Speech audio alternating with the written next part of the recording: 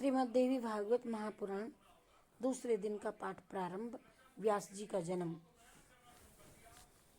सूत जी कहते हैं कि एक समय की बात है, महान तेजस्वी मुनिवर पाराशर जी तीर्थ यात्रा कर रहे थे। घूमते हुए वे यमुना के पावन तट पर आए। देववश उस मनोहर नेत्र वाली कन्या को देख करके मुनि के मन में प्रबल वासना जाग उठी। उन्होंने अपने दाहिने हाथ से उसका दाहिना हाथ पकड़ लिया। तब वह सुंदर कन्या मुनि से कहने लगी, आपका उत्तम कुल है, मेरे शरीर से तो मछली की दुर्गंध निकलती है।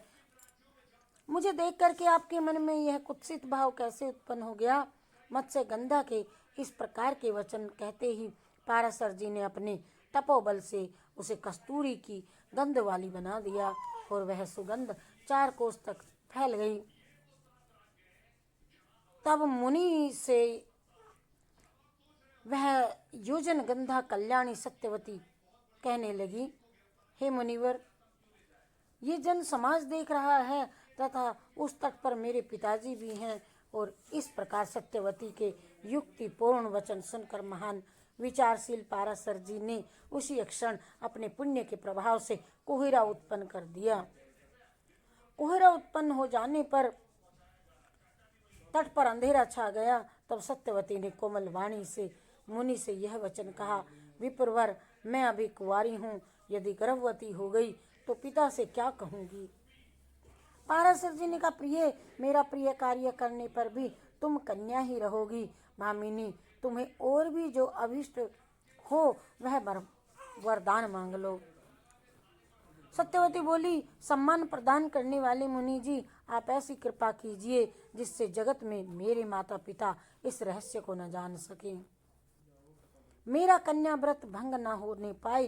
द्विजवर, मेरे आपके समान ही अत्यंत अद्भुत शक्तिशाली पुत्र उत्पन्न होवें। मेरी यह सुगंध सदा स्थिर रहे, मैं सदा नव युवती बनी रहूं। पाराशर जी बोले, सुंदरी, तुम्हारा पुत्र पुराणों का रचयिता होगा। वेद के रहस्य को समझ करके उसे 4 भागों में बांट देगा। तीनों लोकों में उसकी प्रतिष्ठा सुस्थिर होगी। और सूत जी कहते हैं, मुनिवर के यों कहने पर सत्यवती अनुकूल हो गई। तत्पश्चात यमुना के जल में स्नान करके मुनिवर वहां से तुरंत पधार गए। सत्यवती भी पिता के घर लौट गई। उसी क्षण से गर्भ रह गया। समयानुसार सत्यवती ने यमुना के द्वीप में ही पुत्र को जन्म दिया। वह सत्यवती पुत्र उत्पन्न होते ही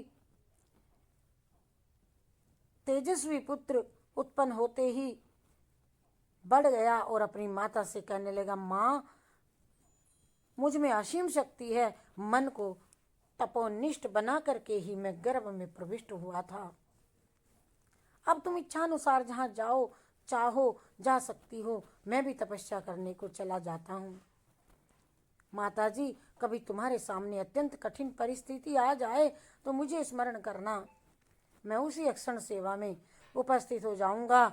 इस प्रकार कह करके व्यास जी वहां से चल दिए। सत्यवती भी अपने पिता के पास चली गई और सत्यवती ने यमुना द्वीप में व्यास जी को जन्म दिया था। इसी से व्यास जी द्वैपायन नाम से विख्यात हो गए और वेद का विस्तार करने से उनका नाम वेद व्यास पड़ गया।